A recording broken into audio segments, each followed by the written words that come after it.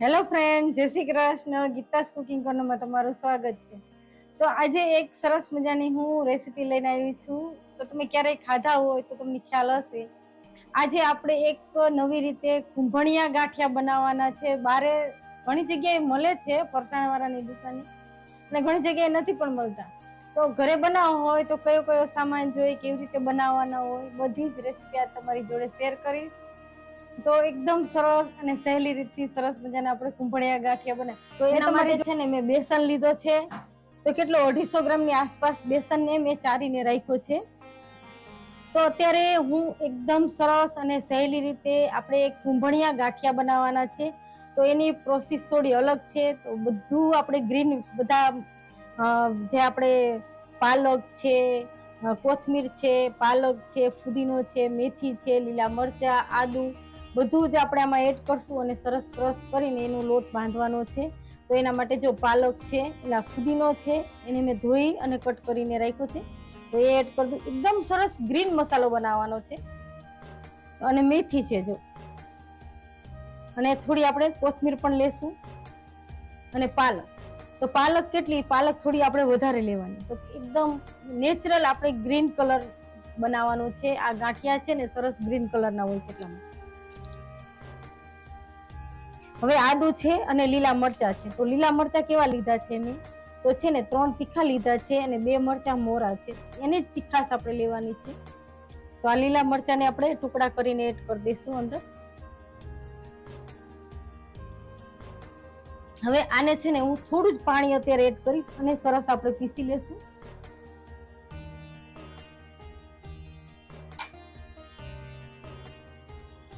તો તમે જોઈ શકશો જો એકદમ સરસ આપણું મિશ્રણ છે. મેં પાલક, ફુદીનો, કોથમીર, આદુ, મરચા, મેથી બધું ઉમેર્યું છે. સરસ પીસાઈ ગયું છે. તો અત્યારે છે ને તમે આમ નામ જ અંદર એડ કરશો લોટમાં, તો શું થશે, અંદર જે કોક કણિયું હોય કે આદુની રહી ગઈ, મરચાની રહી ગઈ, હરખું ન પીસાણું, તો પછી આપણને શું, જયારે ગાંઠિયા પાડી છે ત્યારે થોડી હેરાનગતિ થાય, એમ કે હરખા પડે નહીં. તો એના માટે છે ને આપણે ગાળી લઈશું.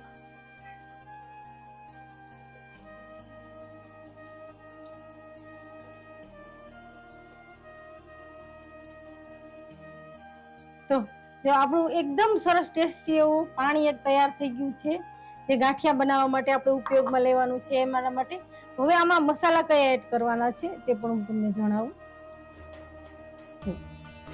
તો આમાં મસાલામાં આપણે શું એડ કરવાનું છે, તો હિંગ છે. આ હિંગ છે. તો હિંગ કેટલી છે, હિંગ થોડી વધારે લેવાની. અડધી ચમચીની આસપાસ હિંગ છે, તેને આપણે એડ કરી દઈ. પછી અજમો છે. તો હંમેશા કોઈ પણ આપણે ગાંઠિયા બનાવી છીએ એમાં અજમો નાખી છીએ, એટલા માટે અજમાની ફ્લેવર સરસ લાગે. તો આપણે અજમો એડ કરશું. તો નિમક, તો સ્વાદ અનુસાર આપણે નિમક, એટલે કે 1 ચમચી લીધું છે મેં, નિમક લીધું છે. અને મરીનો પાવડર. તો મરીનો પાવડર કેટલો, આપણે લીલું મરચું જે આપણે લિક્વિડ બનાવ્યું છે એમાં લીલું મરચું તીખું પણ એડ કર્યું છે, એટલા માટે હંમેશા મરીનો પાવડર કેટલો, સાવ ઓછો, અડધી ચમચીની આસપાસ જ એડ કરવાનો, સ્વાદ પૂરતો જ. તો જો આટલા આપણે સરસ મસાલા એડ કરી દીધા છે. તો આ છે ને આપણે 250 ગ્રામ જ લોટ છે. તો હું જયારે 500 ગ્રામ 250 થી થોડોક જ વધારે હશે, મેં અનુમાને લીધો છે. પણ જયારે આપણે 500 ગ્રામ, મારું માપ છે કે 500 ગ્રામ જયારે હું ગાંઠિયા માટેનો લોટ લઉં છું ત્યારે અડધી ચમચી સોડા એડ કરું છું. તો અત્યારે એનાથી ઓછા લીધા છે. તો તમે ટાટાના સોડા કે કોઈ પણ સોડા લઈ શકો, ગાંઠિયા માટેના સ્પેશિયલ તમને સોડા મળતા હોય તે પણ લઈ શકો. તો આ છે ને આપણે ગાંઠિયા બનાવી છે, એમાં તેલનું પ્રમાણ થોડું વધારે લેવું પડે આપણે મણ માટેનું. તો કેટલું લીધું છે, 1 ચમચાની આસપાસ લીધું છે. 1 થી 1.5 ચમચો થશે એટલું મેં તેલ લીધું છે મણ માટે. હવે આ બધું આપણે આ રીતે સરસ મિક્સ કરી અને હવે લોટ બાંધવાનો છે. તો લોટ શેનાથી, તો આપણે જે પાણી બનાવ્યું છે ગ્રેન, એનાથી જ આપણે લોટ બાંધવાનો છે. બીજું એક્સ્ટ્રા પાણી નહીં લઈએ. જો જરૂર પડશે તો જ લેશું, બને ત્યાં સુધી નહીં લઈએ. તો આપણે જે અડધું લીંબુનો રસ અંદર એડ કરશું.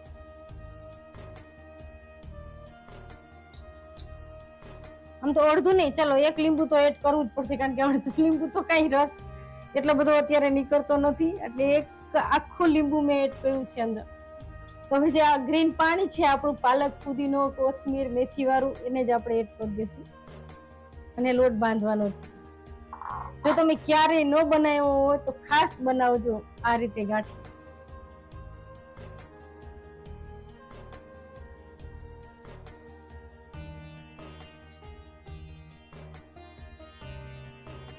હવે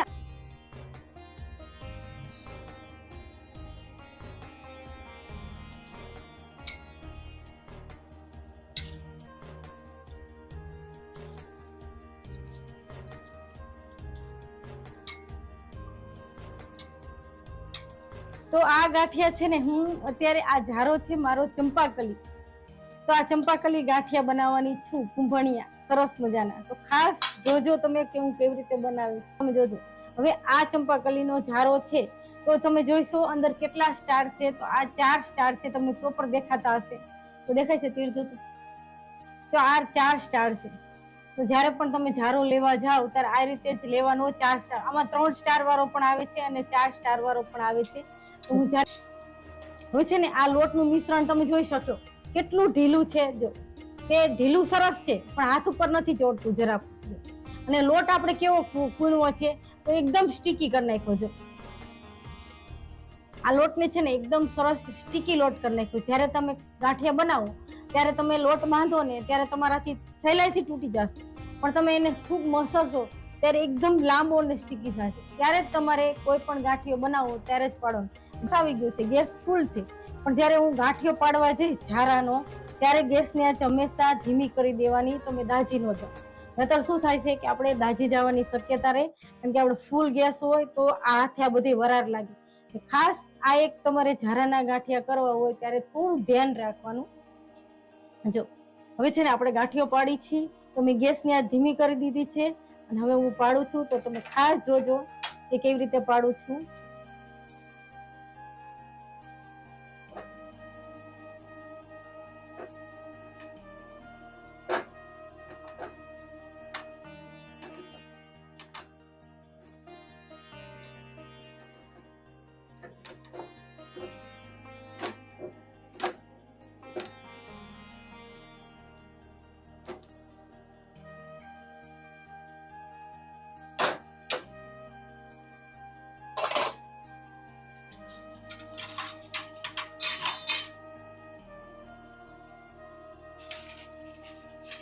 તો હવે છે ને જ્યારે આપણે ગાંઠિયો થઈ જાય એટલે આપણે જ્યારે ઝારાથી બારે આવતા રહ્યા, તો ઝારાથી ગાંઠિયો પાડી લીધો પછી આપણે બારે આવતા રહ્યા પછી ગેસની આંચ ફૂલ કરી દેવાની પાછી.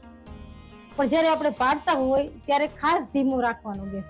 અને તમે જોઈ શકશો મેં ઝારાના ગાંઠિયા પાડ્યા છે તો એ કેટલો આકાર સરસ આવ્યો છે, તમે જોઈ શકો. અને આ આપણે નેચરલ કલર છે. તો તમે આ ગાંઠિયો જોશો તો બહાર જે ચંપાકલી ગાંઠિયા મળે સેમ એવો જ છે.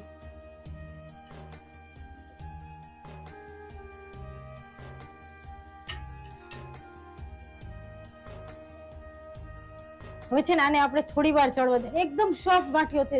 તો તમે એન્ડ સુધી રહેજો. હું આ 2 કે 3 ઘાણ છે મારા સરસ ગાંઠિયાના પડી જાય પછી હું તમને તોડીને પણ બતાવીશ કે કેટલો સોફ્ટ થયો છે. તો તમે રહેશો તો જ ખ્યાલ આવશે અને આખી પ્રોસેસ જોજો.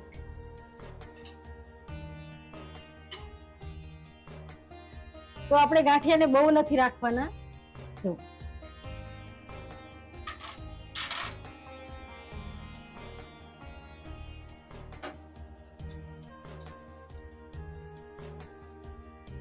તો તમને કેવા લાગ્યા? ફરસાણની દુકાને જે બને તેવા જ લાગ્યા?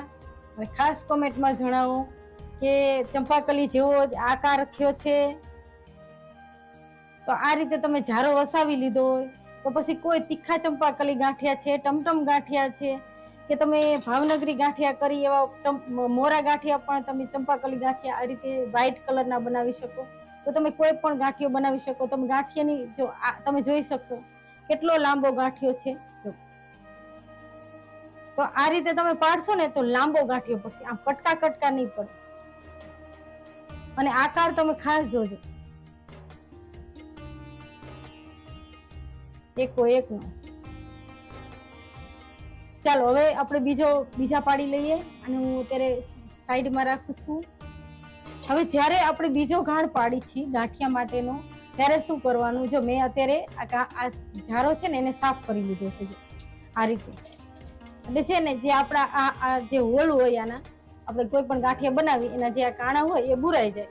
તો આપણે આને સાફ કરી લીધો હોય તો એ ન થાય, અને સરસ પાછો એ જ રીતે ગાંઠિયો સરસ આપણો પડે. આગળ પાછળ બંનેથી આપણે સાફ કરી લેવા.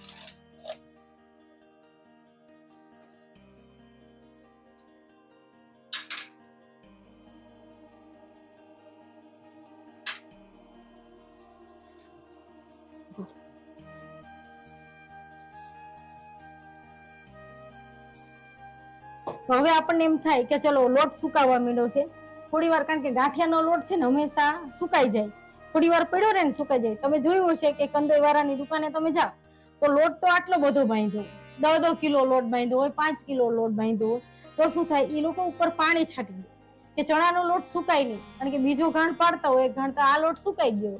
તો આ રીતે ભીના હાથથી આ રીતે તમે જુઓ તો એ લોકો કરતા હોય છે.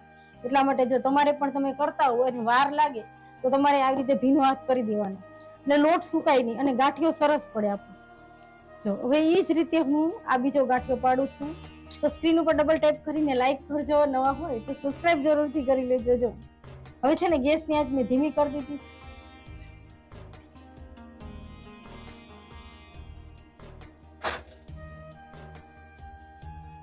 જો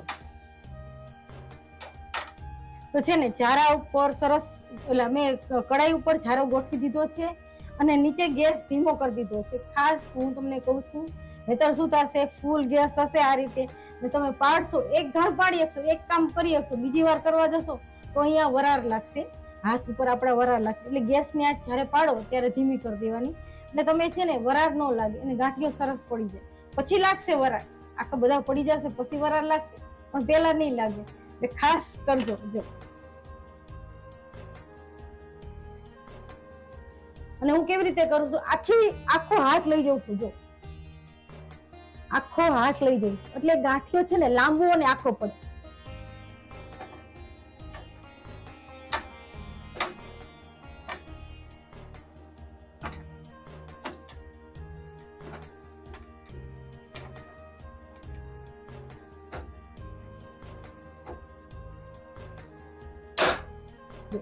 એકદમ સહેલી સરસ મજાની હું ખાસ તમારી જોડે રેસીપી શેર કરું છું. તો સ્ક્રીન ઉપર ડબલ ટેપ કરીને લાઈક કરજો, નવા હોય તો સબસ્ક્રાઇબ જરૂરથી કરી દેજો.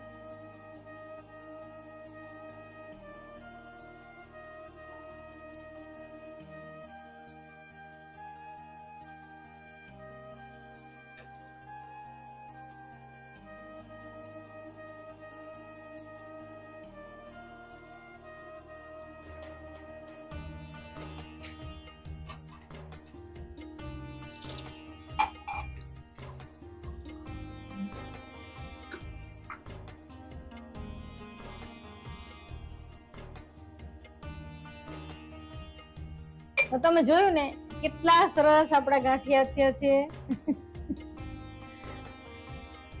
તો આ જ રીતે તમે સરસ મજાના એક ચંપાકલી ગાંઠિયાની જેવું જ આપણે અત્યારે જે કુંભણિયા ગાંઠિયા બનાવ્યા છે, તો આકાર એવો દીધો છે, એકદમ ટેસ્ટી સરસ મજાના બનાવ્યા છે. તો આજે આપણે સરસ મજાના કુંભણિયા ગાંઠિયા બનાવ્યા છે, તમે જોઈ શકશો. એકદમ સહેલી રેસીપી છે, તમે ઘરે બનાવશો પહેલી જ વાર તો પણ સરસ થશે. મારી રેસીપી ફોલો કરજો. તો સ્ક્રીન ઉપર ડબલ ટેપ કરીને લાઈક કરજો, નવા હોય તો સબસ્ક્રાઇબ જરૂરથી કરી લેજો. દરરોજ રાતે 10 વાગે લાઈવ આવું છું અને સરસ એક રેસીપી શેર કરું છું. તો આજે મેં કુંભણિયા ગાંઠિયાની રેસીપી તમારી જોડે શેર કરી છે, તો મને મારી યુટ્યુબ ચેનલમાં ખાસ કહેજો કે આ રેસીપી તમને કેવી લાગી અને ખાસ જણાવજો. Thank you.